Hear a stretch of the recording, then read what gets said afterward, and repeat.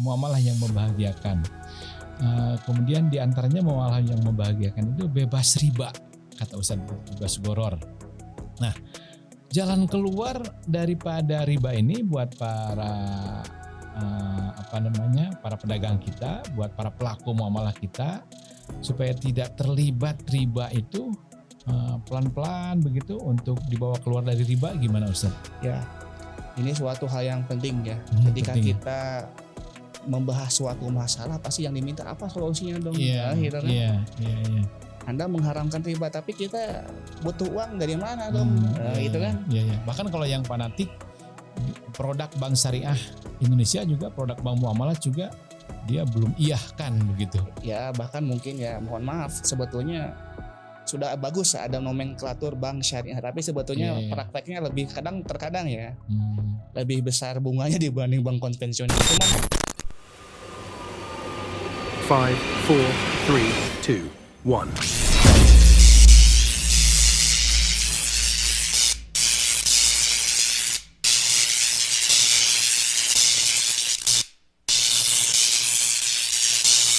Elko Entrepreneurship, solusi bisnis UMKM. Bismillahirrahmanirrahim. Channel kita hari ini agak istimewa karena kedatangan seorang ustadz hafid Quran, itu yang pertama kali mempesona bagi kita, insya Allah. Sekarang sedang menempuh studi S1 di Madinah, Ustadz ya. Fakultas Syariah jurusan Muamalah dan Hukum, kira-kira begitu. fakultas syariah Jurusannya? ya jurusannya fakultas syariah. Hmm. Cuman konsentrasi Oh iya. ininya spesialisnya kemarin itu mata kuliahnya diarahkan ke bidang hukum dan ekonomi. Sempat lulus ke ilmu hubungan internasional dulu kan, sempat diterima dulu di mana gitu ya? Iya, saya sebelum ke Madinah lulus di keterima ya, bukan Keterima lulus ya? kuliahnya. Iya ya. Keterima kuliah di Ibnu Khaldun University Turki, Dan jurusan beasiswa, hubungan internasional beasiswa. tapi eh, tidak diambil ya atas saran ayah begitu kan ya? Iya, saya kan orangnya nurut kepada orang tua ya. Kurang lebih ayah kurang berkenan karena ada satu hal yang bikin saya terbuka wawasannya. Iya, Apakah iya, mau iya. tahu apa itu?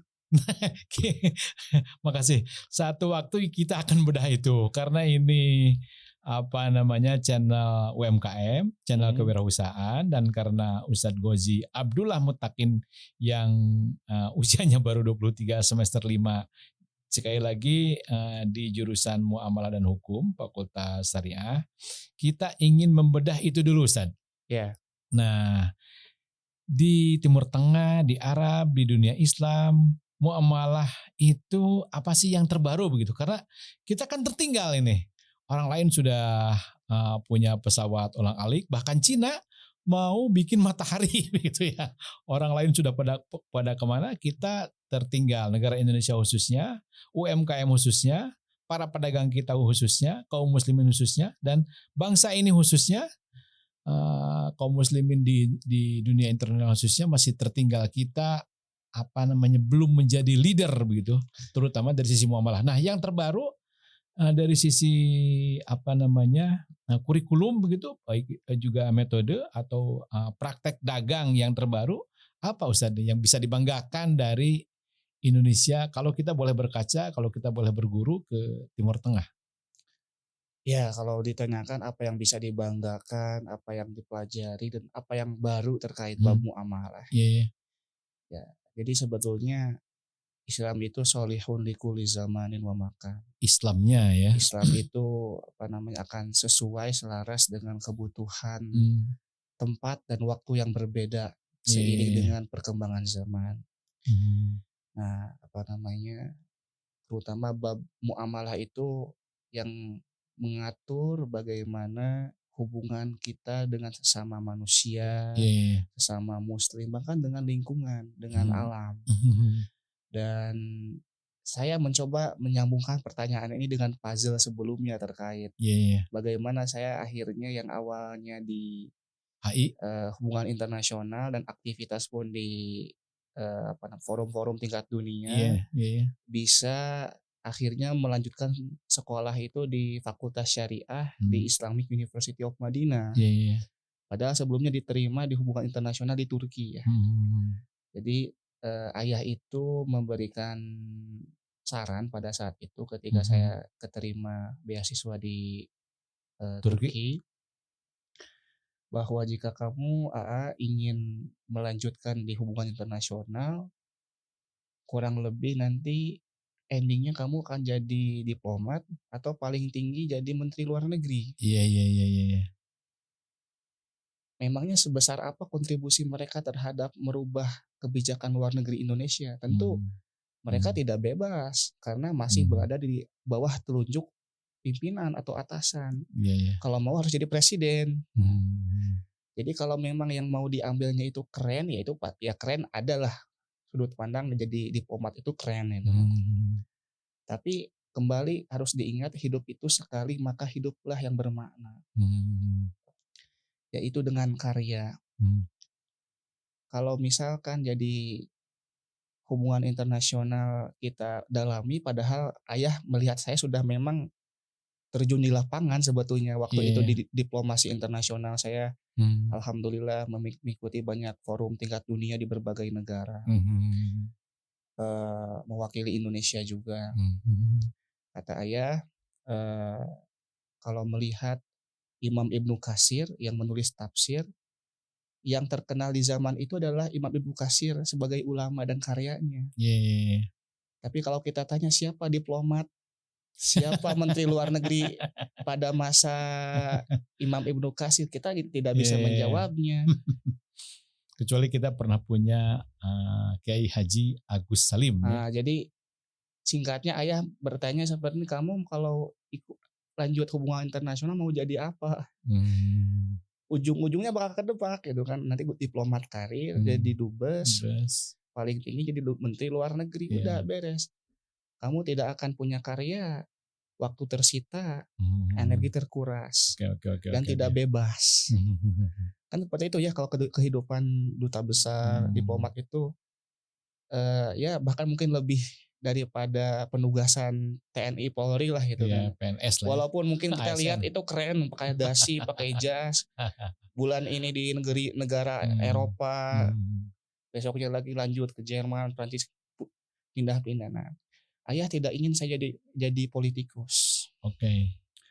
Ayah ingin saya menjadi ulama. Maka al-alim ya. Ya, jadi hubungan internasional tidak diambil. Alhamdulillah saya keterima di Fakultas Syariah. Saya belajar di kota Madinah, pusat peradaban Islam yang sesungguhnya, di mana Rasulullah berjuang menegakkan nilai-nilai Islam yang universal ke seluruh penjuru dunia. Dan tentu nilai Islam itu harus kita buktikan Islam itu supaya hadir. Maka ayah menilai bahwa jurusan yang paling tepat bagi saya itu adalah Fakultas Syariah. Karena yang akan dipelajari itu bab muamalah, bagaimana kita dalam bab jual beli, bab bersosial dengan manusia itu tidak salah kaprah. Ya, karena insya Allah kalau melihat masyarakat Indonesia sudah banyak alumni hadis, alumni akidah dari kampus Madinah itu, mereka sangat berkontribusi, berjasa kepada dakwah Islam yang moderat di NKRI, sekaligus yang masih kiranya mendesak dan itu sangat diperlukan saat ini adalah orang-orang yang memiliki kepakaran dalam bab muamalah, supaya jual beli kita itu atau bersosialisasi dengan sesama manusia tidak salah, karena nanti di akhirat itu orang yang hablum minallahnya bagus ternyata bisa habis amal solehnya, membawa amal soleh yang banyak, ahli sholat, ahli puasa, ahli haji, ya, ahli pengajian, banyak pahalanya karena hablum minannasnya jelek, dengan tetangganya suka berantem atau banyak membuat orang lain sakit hati, tidak amanah, tidak jujur, hutangnya banyak misalkan, nanti ditagih di akhirat, ya, sehingga amal solehnya diberikan kepada orang lain, Ternyata yang ngantri masih banyak. Dosa orang lain dikasih kepada orang tersebut. Akhirnya yang awalnya banyak pahala menjadi banyak dosa. Masuk neraka. Muflis itu kan. Jadi ini pentingnya pergeseran saya dari hubungan internasional menjadi seorang yang mendalami ilmu syariah gitu kan, terutama tentang fikih muamalah. Oke. Saya mencoba kembali ke pertanyaan tadi begitu ya. Nah, di semester 5 ini fikih muamalah yang dipelajari ini, kalau kita benturkan begitu dengan kenyataan bermuamalah di Indonesia atau di dunia internasional, kalau seandainya boleh berkaca dan memang mesti berkaca pada fikih muamalah yang terbaru begitu, apa Ustadz yang bisa dievaluasi begitu? Ya, terutama banyak sekali ya yang dievaluasi itu terkait apakah sudah sesuai atau tidak apa yang kita lakukan dalam hal muamalah itu sesuai atau tidak dengan apa yang Rasulullah ajarkan. Kan kita sudah punya asuransi syariah, sudah punya bank Islam, bank muamalah begitu. Iya, jadi kan itu suatu peningkatan positif yang baik dan kita harus wajib syukuri. Ternyata sedikit demi sedikit konsep Islam, konsep bagaimana keagungan nilai Islam dalam mengatur kehidupan sehari-hari itu sudah mulai diterapkan gitu kan. Dan memang tujuannya adalah maslahat untuk manusia itu sendiri. Ukurannya gitu maslahat ya. Jadi Allah itu menurunkan agama Islam ini untuk membahagiakan manusia itu kan. Terutama konsep tauhid sebagai membebaskan manusia dari menyembah sesama manusia gitu kan. Maka tadi terkait muamalah yang membahagiakan tuh yang seperti apa sih? Ya, pertama kriteria sesuai dengan sunnah itu kan pertama bebas dari goror, penipuan, terus muamalah yang tidak merugikan orang lain, tidak ada unsur riba, tidak ada unsur penipuan. Nah, mungkin zaman sekarang luar biasa saya melihat orang-orang sudah tidak lagi mementingkan atau bahkan teliti dalam bab nafkah untuk keluarga. Halal haram sudah tidak menjadi patokan utama. Ini suatu musibah sebetulnya ya. Karena barangkali dicabutnya keberkahan itu karena kita tidak lagi mementingkan halal haram sebelum melakukan suatu hal. Dan musibahnya ini musibah nasional ya. Dan ya kita bisa lihat negara Indonesia yang begitu makmur, ya, bahkan ini luar biasa sekali. Mungkin terkaya dalam segala aspek, emas kita punya Freeport. Ya. Bahkan katanya kemarin di Aceh itu pulau yang disekentakan itu adalah yang memiliki kandungan minyak yang konon katanya lebih banyak daripada cadangan yang dimiliki Saudi saat ini. 4 pulau yang disengketakan ya. Wah, terus belum lagi batu bara. Singkat kata Indonesia negara kaya. Tapi kenapa masih ada orang yang miskin kelaparan? Padahal sangat tidak layak ada orang miskin di Indonesia. Katanya orang miskin di Indonesia itu karena memang udah pendapatannya kecil, udah gitu dibeliin rokok lagi.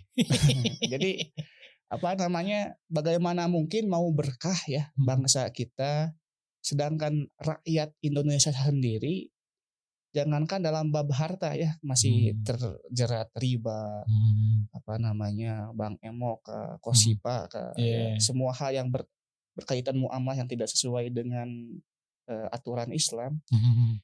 Sedangkan dalam bab sholat sendiri ya saya pernah baca satu riset hanya 2% ya, 2% rakyat Indonesia yang Muslim yang mengerjakan sholat 5 waktu di masjid.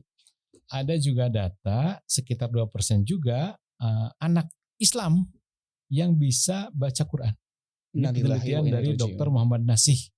Sama hafid Quran juga, punya pesantren di Semarang. Kembali ke tema muamalah Ustaz. Tadi muamalah yang membahagiakan. Kemudian diantaranya muamalah yang membahagiakan itu bebas riba. Kata Ustaz begitu, bebas goror. Nah, jalan keluar daripada riba ini buat para para pedagang kita, buat para pelaku muamalah kita supaya tidak terlibat riba itu pelan-pelan begitu untuk dibawa keluar dari riba, gimana Ustaz? Ya, ini suatu hal yang penting ya. Ketika penting kita membahas suatu masalah pasti yang diminta apa solusinya dong, Iya, gitu kan. iya. Anda mengharamkan riba tapi kita butuh uang dari mana dong, gitu kan. Iya. Bahkan kalau yang fanatik produk bank syariah Indonesia juga, produk bank muamalah juga dia belum iyahkan begitu. Ya bahkan mungkin ya mohon maaf sebetulnya sudah bagus ada nomenklatur bank syariah tapi sebetulnya prakteknya terkadang ya lebih besar bunganya dibanding bank konvensional. Cuman kembali kepada pertanyaan apa langkahnya supaya bebas dan terhindar. Pertama niatkan ibadah ya, bahwa kita itu bekerja itu karena ibadah, tidak semata-mata mencari uang, mencari makan demi keluarga, cara tapi pandang ibadah. Kita harus ubah world view itu kan, cara pandang. Nah, maka saya menulis buku ini Islamisasi ilmu itu bagaimana kita merubah cara pandang gitu, world view. Bahwa kita bekerja berdagang itu sebagai ibadah gitu kan. Yang kedua, bagaimana mungkin bisa menjadi ibadah kalau terdapat unsur yang tidak Allah ridhoi gitu kan, yaitu riba. Yamhaqullahu riba wa yurbis shadaqat. Allah menghapus riba dan mensuburkan dengan sedekah. Dengan sedekah itu menambah harta menjadi lebih banyak. Lalu yang paling penting sebagaimana yang orang tua saya ajarkan, terkadang orang itu terjerat oleh riba karena tidak bisa membedakan mana kebutuhan, mana keinginan. Itu dasarnya. Nah, ini paling dasar itu adalah bagaimana membedakan mana kebutuhan, mana keinginan, dan juga gaya hidup. Ya, saya sangat bersyukur sekali, alhamdulillah, oleh orang tua diajarkan bagaimana hidup harus sederhana, harus banyak bersyukur, tidak banyak gaya. Daripada banyak gaya, mending banyak duit gitu kan. Dan banyak ilmu ya. Banyak ilmu dan mungkin menjadi salah satu refleksi renungan juga. Orang tua sempat mengatakan banyak sih orang yang terjerat bunga bank itu karena ingin disebut wah hebat. Ya akhirnya ngeridit motor, ngeridit mobil, rumah masih ngontrak, mobil sudah punya bagus, dijajah sama Jepang 4 tahun itu kan, harus membayar cicilan. Nah maka disitulah mungkin harus ada sifat qanaah ya. Qanaah itu sangat penting sekali, di mana kita memiliki rasa cukup, mending hidup sederhana, dan lebih baik lagi adalah sederhana di kala mampu. Biar tidak terjebak di dunia riba tadi. Yaitu masuk kepada pilihan hidup dan juga gaya hidup. Ustadz tadi kan kita semua membanggakan bahwa Madinah itu puncak prestasi Rasul salah satunya ya. Rasul menanamkan akhlak, tentu menanamkan keberimanan, kemudian Rasul menanamkan cinta ilmu, tentu menanamkan iman dan takwa juga. Kemudian Rasul menanamkan muamalah, menanamkan kaya raya. Ada 9, Ustadz tolong dikoreksi, dari 10 sahabat Nabi yang dijamin masuk surga kan begitu ya. Dan itu puncak prestasi kan gitu ya. Ya sebetulnya. Satu lagi puncak prestasi Rasul adalah Rasul menjadi orang yang dijadikan penguasa kan gitu ya. Bukan Rasul ingin jadi penguasa tapi dijadikan penguasa kan gitu. Nah pelan-pelan ini kan puncak prestasi Rasul itu berubah begitu. Tidak menjadi demikian.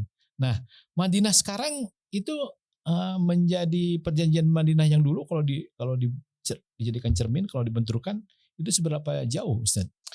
Ya, saya coba hubungkan ya puzzle-puzzle yang tadi disampaikan, bahwa sebetulnya bukan 9 orang, 8. Oke. Saya dengar langsung dari Pak Khairul Tanjung, CEO Transcorp. 8 dari 10 sahabat Nabi yang dijamin masuk surga. 8 diantaranya adalah pengusaha.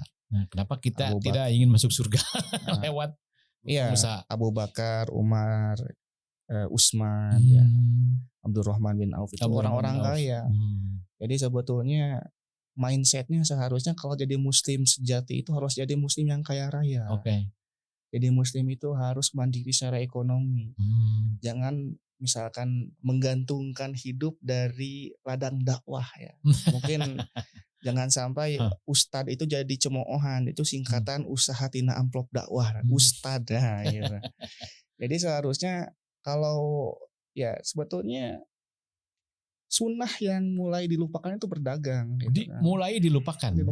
Karena orang mungkin menganggap berdagang itu hanya sebagai pekerjaan, tapi kalaulah kita tahu ilmunya itu adalah ibadah gitu kan. Kalau nggak salah Pak Mansur Suryanegara ya, seorang profesor ahli sejarah, beliau pernah berkata profesi nabi, profesi tertinggi itu pedagang. Ya itu mungkin di buku Api Sejarah ya, barangkali wallahu a'lam. Sebelum Api Sejarah terbit dia sudah bilang begitu. Bilang gitu. Cuman saya pernah bikin konten juga sama Al-Ustadz Khalid Basalamah di kota Makkah. Beliau pernah menyampaikan satu fakta menarik, ternyata yang kita sorot itu kehidupan Nabi kan 40 tahun ya. Nabi itu diutus jadi Nabi usia 40 tahun dan kurang lebih 23 tahun perjuangan. 11 tahun di 13 tahun di Mekah, 10 tahun di Madinah ya. Padahal sebelum usia 40 tahun itu jarang disorot kehidupan Nabi seperti apa. Itulah Nabi sebagai seorang pedagang dan pengusaha yang sukses. 40 tahun. Maka alhamdulillah ya, kalau tadi mungkin dihubungkan juga dengan Piagam Madinah seperti apa. Kan Piagam Madinah itu kalau menurut Profesor Hamidullah dari Perancis merupakan konstitusi pertama di dunia yang ditulis terkait bagaimana mengatur hubungan sesama manusia, bab muamalah lagi. Dan sampai hari ini belum ada yang melewati prestasi itu. Dan belum ada bahkan Magna Carta, United Nations Charter, Piagam PBB atau manapun yang bisa mengungguli ketinggian nilai bagaimana Piagam Madinah ini memanusiakan manusia. Mengungguli dan mempraktekkan. Dan terutama kan di situ dibahas juga bagaimana muamalah dengan orang Yahudi. Oke. Sedangkan orang Yahudi kan orang-orang paling kaya pada saat itu yang menguasai ekonomi di sana. Dan juga bagaimana kita untuk menjadi warga negara yang baik gitu kan. Di situ ada. Ustadz nampaknya sudah melihat tulisan, barangkali mau disampaikan, silakan. Saya tidak, cuman ada musakuran saja sambil ada waktu baca-baca. Nah, itu kan cermin-cermin besar Ustadz ya. Nah di kita kan yang dihadapi pedagang kaki lima, teman-teman kita, sahabat-sahabat kita yang berdagang bakso. Memang sekarang ada pedagang bakso, pengrajin tahu tempe yang bermukim di Malaysia. Dan itu sudah jauh lebih sejahtera gitu ya. Pesan-pesan Ustadz buat para pelaku muamalah, para pelaku pedagang, buat mereka yang sedang menekuni usahanya. Tadi kan sudah disampaikan bagaimana Nabi 40 tahun berprestasi begitu. Apa pesan-pesan Ustadz buat para entrepreneur kita? Ya, dan saya adalah kita semua harus mencoba sekuat tenaga agar bisa selalu bertakwa kepada Allah walaupun keterbatasan kita sebagai seorang manusia lemah. Kita pertama harus ingat bahwa berdagang, berbisnis itu merupakan ibadah. Yang kedua jadikan ini wasilah untuk menguatkan dakwah, menguatkan pendidikan, menguatkan kesejahteraan umat, menguatkan ekonomi. Dan saran saya kepada para pengusaha muda di luar sana agar kalian harus menjadikan bisnis ini sebagai ladang jariah untuk meraih ridho Allah. Pertama saya juga pedagang ya. Dari mulai sejak kelas SMP saya suka bantu ibu jualan sembako. Ini mungkin yang belum dikupas nih dalam sesi kita. Mungkin ini sambil menjelang sesi akhir. Saya itu backgroundnya itu pedagang ya, karena diajarkan oleh orang tua itu harus mandiri. Kalau ada yang bertanya, Kang Gazi ini apa aktivitas utama? Saya akan jawab saya itu pebisnis. Saya itu pedagang dari sejak kelas 2 SMP. Bahkan saat ini kalau ditanya jawabannya tetap itu ya? Iya. Sedangkan kuliah, aktivitas akademik, aktivitas di dunia internasional, aktivitas menulis itu sebagai hobi. Ya, jadi alhamdulillah saya pun menulis buku yang ada di hadapan pemirsa ini, Islamisasi Ilmu Naqli wal Atas. Ini merupakan salah satu karya pertama saya di usia 17 tahun. Oke. Ya, yang saya tulis sambil bantu ibu saya. Sambil berdagang. Ya, di toko saya sambil jualan telur, jualan sembako dan kebutuhan sehari-hari yang lain. Di mana saya ditugaskan oleh ayah itu kalau mau menjadi orang yang luar biasa jangan lakukan hal-hal biasa. Mungkin orang lain baru membaca buku saja udah lumayan keren lah. Tapi kalau saya harus lebih bermanfaat lagi waktunya dengan membantu ibu jualan sembako, bagaimana mengatur tubuh, sambil nulis, mengatur mata kepala, mengatur isi hati, mengatur isi otak, sambil berdagang juga sambil membaca dan sambil menulis. Bagaimana kok bisa gitu? Ya kalau dibilang kok bisa, banyak orang yang lebih bisa, kenapa kita tidak bisa gitu kan. Lagi pula kita itu diberikan waktu oleh Allah 24 jam. Dan orang itu akan istimewa tergantung bagaimana kita memperlakukan waktu yang 24 jam ini. Alhamdulillah saya untuk mengatur waktu waktu itu kan sekolah di Persis bentar ya dari pagi sampai zuhur. Setelah itu saya ke pasar Ciawi tadi dulu jualan, naik motor gitu kan. Bantu ibu juga alhamdulillah ya. Nah, di sela-sela di toko gak ada yang beli, saya buka laptop, saya baca buku, saya nulis. Jadi ini karya yang dilahirkan dari berbagai kesibukan yang dilakukan sehari-hari alhamdulillah. Baca buku dan pun, di usia 17 tahun. 17 tahun. Alhamdulillah sampai sekarang saya terus banyak membaca buku, menulis, dan karena saya yakin atas dasar nasihat dari Abi, kita itu hidup sementara. Jangan sampai kita meninggalkan dunia ini belum punya warisan karya. Ini berapa kali direvisi Ustadz buku ini? Udah banyak lah. Dan alhamdulillah revisi sudah banyak profesor yang sudah baca buku ini, memberikan masukan, memberikan perbaikan. Alhamdulillah sudah dibaca juga dari banyak intelektual dari dalam dan luar negeri juga. Alhamdulillah sudah dibaca juga sama Profesor Wan Muhammad Darwan Daud dari Malaysia. Muridnya Prof. Al-Atas. Saya juga menulis buku ini atas bimbingan muridnya Prof. Al-Atas yaitu Dr. Malki Ahmad Nasir. Dan Dr. Malki itu belajar langsung kepada Prof. Al-Atas di ISTEK IUM. Nah, ini bagi para entrepreneur, tolong dijelaskan Ustadz, apa hubungannya kecintaan ilmu pada pengembangan usaha? Ya, karena kita bisnis usaha pun harus pakai ilmu gitu. Harus pakai ilmu karena menurut kalau tidak salah Umar bin Khattab ya ketika melakukan sidak di razia di pasar Madinah, menemukan ternyata ada pedagang yang tidak menggunakan ilmu dalam transaksinya, tidak sesuai dengan tuntunan syariat. Kata Umar bin Khattab, kamu jangan dagang di sini kalau belum tahu aturan Islam terkait muamalah gitu kan. Nah, terutama tadi kalau dilihat apa korelasinya itu kan, mencintai ilmu dan juga aspek usaha. Ya, karena itu suatu kewajiban ya, menuntut ilmu itu bagi setiap muslim itu fardu ain gitu kan. Sedangkan dagang itu bisa jadi fardu kifayah, bisa jadi fardu ain. Saya pernah baca satu tulisan Imam Bukhari itu di kantongnya kalau nggak salah ada berapa ribu dirham gitu ya. Apakah beliau juga seorang agnia, seorang ilmuwan sekaligus seorang usahawan? Pendek kata saya ingin bertanya, siapa idola Ustadz di mana dia adalah seorang akademisi sekaligus juga seorang pebisnis? Banyak ya. Bahkan saya insya Allah akan menulis juga terkait biografi para ulama sekaligus pengusaha. Ya kalau saya ditanya siapa idola saya, Imam Abu Hanifah. Imam Abu Hanifah itu seorang ulama dan juga pebisnis.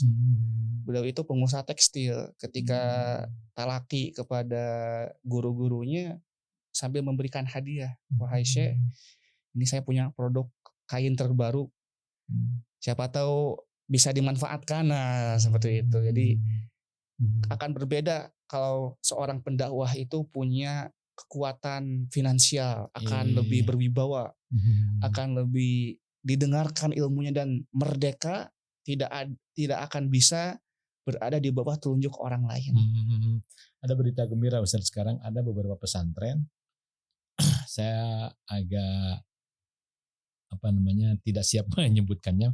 Ada pesantren yang punya dapur gratis. Sekarang kan lagi ini kan makan bergizi gratis. Ada pesantren yang punya 3, ada pesantren yang punya 5. Muhammadiyah per bulan ini langsung dapat 8 dapur untuk produk makan bergizi gratis. Mudah-mudahan saya kira program ini bisa mendorong para pegiat pesantren untuk sekaligus menjadi seorang usahawan, kira-kira begitu. Ini program yang sebut saja kebetulan di era sekarang. Kembali ke Ustadz. Ustadz kan insya Allah bulan-bulan ini boleh disebut ya sedang melakukan usaha apa, sedang melakukan usaha, sedang mau merintis sebuah sekolah, boleh disebutkan kan Ustadz ya? Ya, jadi saya sekaligus ingin minta doanya dari pemirsa. Ya. Insya Allah sekarang mau dalam tempo yang dekat ini kita launching pertama resort hotel internasional di Garut yang terintegrasi Granada International Resort ini dengan sekolah internasional yang sedang saya rintis bersama keluarga, yaitu Madinah Al Zahra International Islamic School.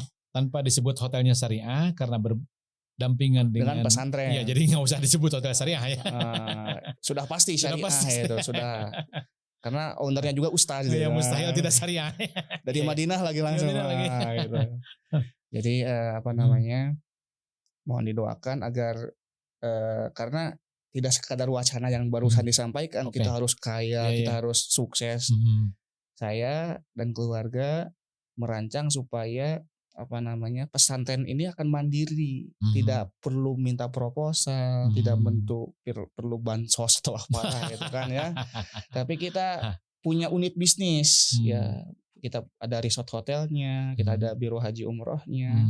Ya, jadi silakan insya Allah nanti mohon ditunggu, insya Allah dalam jangka waktu yang tidak lama lagi akan hadir sekolah internasional yang menjadi kebanggaan masyarakat Kota Garut. Saya pernah lihat kira-kira karena saya belajar bisnis kopi, itu sekolahnya itu kalau di kopi grade 1 Ustaz.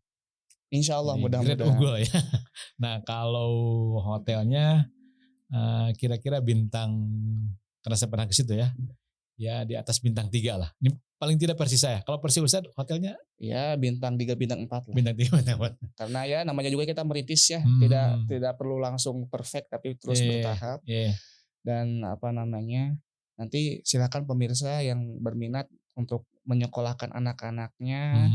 Nanti kalau misalkan mau menjenguk anak-anaknya gak usah bingung nyari penginapan. Udah aja kita ada resort hotel di sana.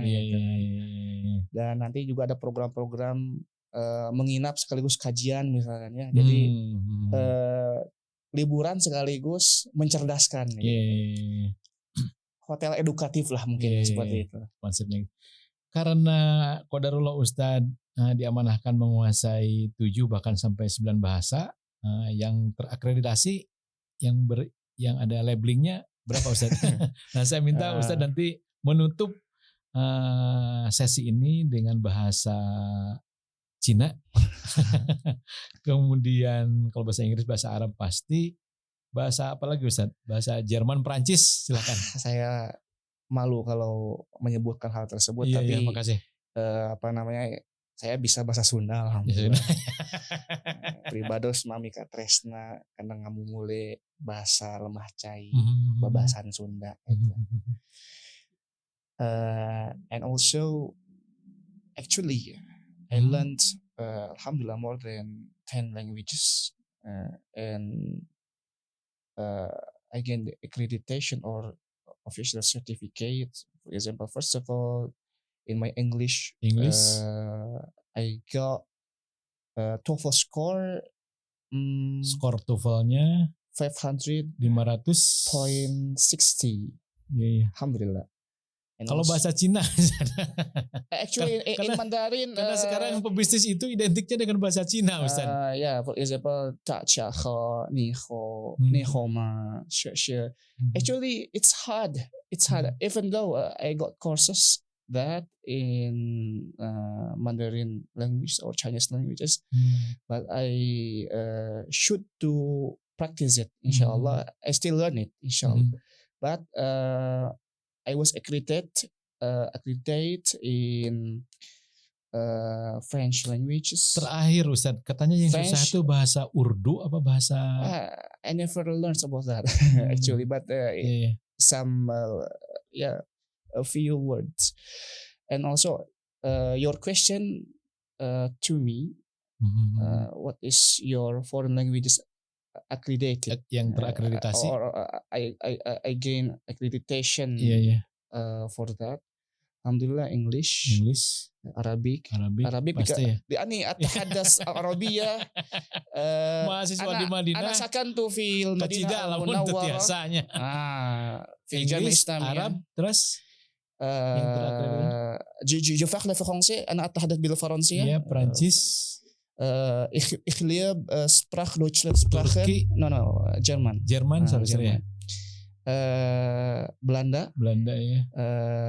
Dutch Praten is moeilijk, itu agak susah Iya. Apa namanya, Spanyol pernah belajar, hablas Espanyol. Iya. Terus apa namanya, bahasa Rusia Rusia, pernah. Привет, меня зовут Kazi.